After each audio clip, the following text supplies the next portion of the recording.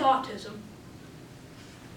I suppose I could recite the signs, the symptoms, the classic markers of the autistic condition, but I suspect my colleague has more than communicated the medical definition. That you are all more than familiar with terms such as limited social reciprocation and developmental delay. Definition is not my duty today. Instead, I would like to take those symptoms, those delays in development, to their impact, their ultimate consequence for the individual and for society. First, I would like to discuss social isolation. Now, an intuitive understanding of the harms of isolation is easy enough.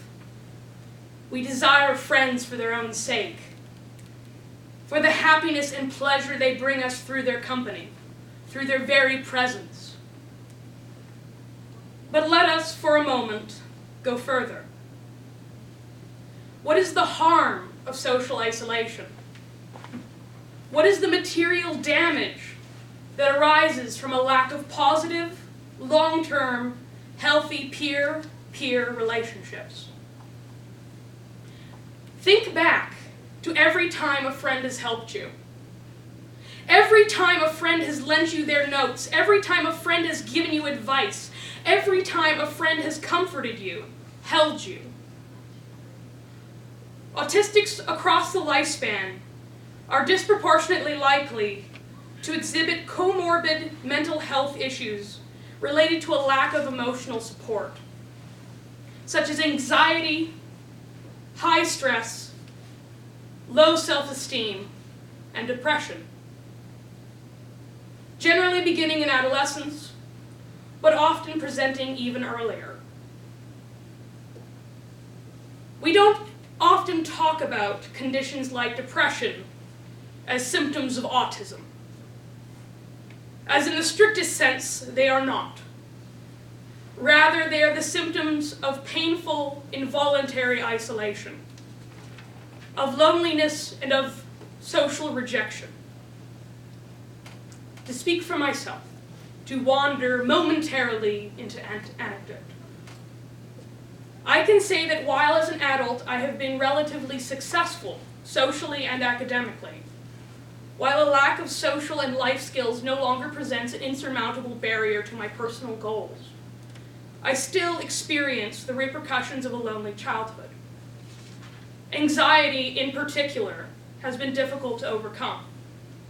And to this day, I find myself avoiding people, places, experiences, conversations out of fear, out of a dread of the rejection I knew as a teenager. And when the totems of my distress become unavoidable, I sweat, I flush, I stammer, I cry. I clam up. A reaction which exacerbates and continues a cycle of avoidance and distress. Now, I do not mean to exaggerate, to imply some constant, ongoing, daily crisis. But likewise, I do not wish to understate the degree to which low-level stress is a quotidian, everyday reality, to which severe spikes in anxiety are a familiar aspect of mundane life. I would compare it to the chronic pain and occasional re-injury that comes with walking on a long ago injured, badly broken ankle that is yet to fully heal. Second, I would address the issue of delayed or abnormal communication. Communicating, speaking, expressing who and what we are, what we think and feel, is often essential, not only in making friends, but also for fulfilling needs, for acquiring government services, for achieving employment. These are important functions, particularly for people dealing with a developmental disability, who may not be able to meet their own needs independently. who may not have the social support, the friends and allies to help them navigate the complex world of neurotypical communication. For people, namely, who most need help, but have the least capacity to express that need. The consequences can be tragic.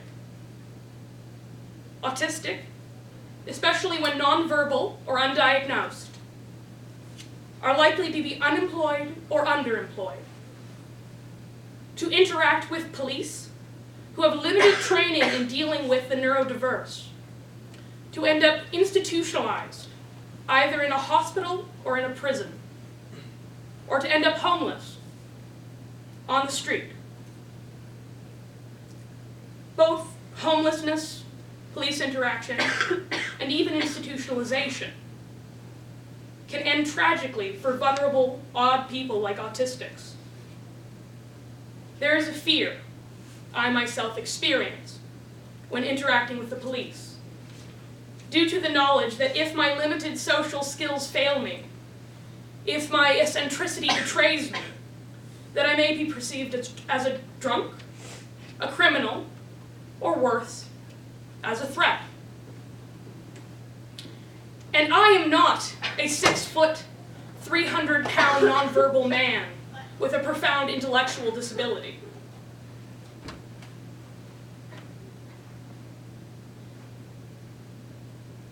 But I know that 1 in 2 of fatal police-civilian interactions involve a neurodiverse individual, involve a person who is mentally ill or mentally disabled. Which brings me to the third and final aspect of the autistic relation to society: stigma. Often we frame the suffering experienced by the disabled as inherent to their condition, which ignores the way in which social stigma is the route to unnecessary pain. To some degree, this is a matter of ignorance, where autistic children are dismissed as brats and adults as jerks and incompetents. But sometimes, this is a matter, rather, of fear and the devaluation of the lives of the neurodiverse, the developmentally disabled, the autistic. There is a tendency, not entirely inaccurate, but oft misleading, to compare, to equate the developmentally delayed to children. And there's really only one area in which this is true,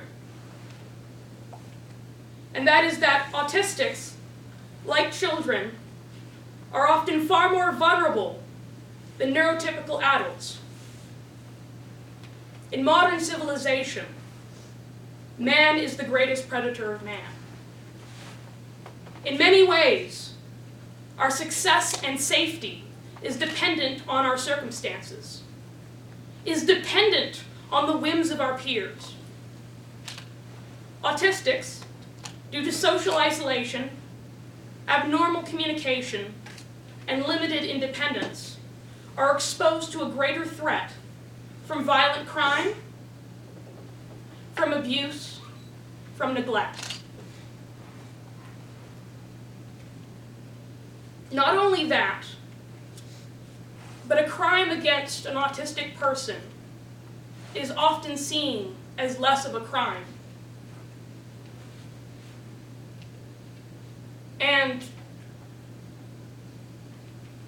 when an autistic adult is assaulted, is murdered, is neglected fatally, the average sentence to their assailant, to their neglector, often a family member, is usually less than 3 years. It is often a matter of months. if there is any conviction at all. Because to a degree, the death of a disabled person is seen as less. The life of a disabled person is seen as less.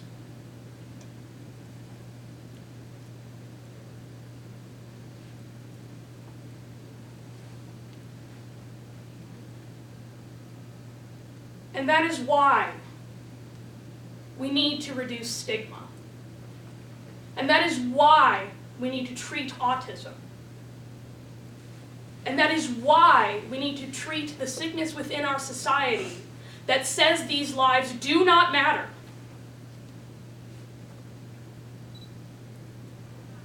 Because these people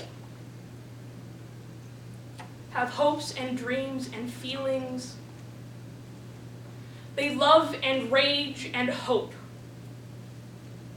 in ways different but equal to any neurotypical person. Thank you.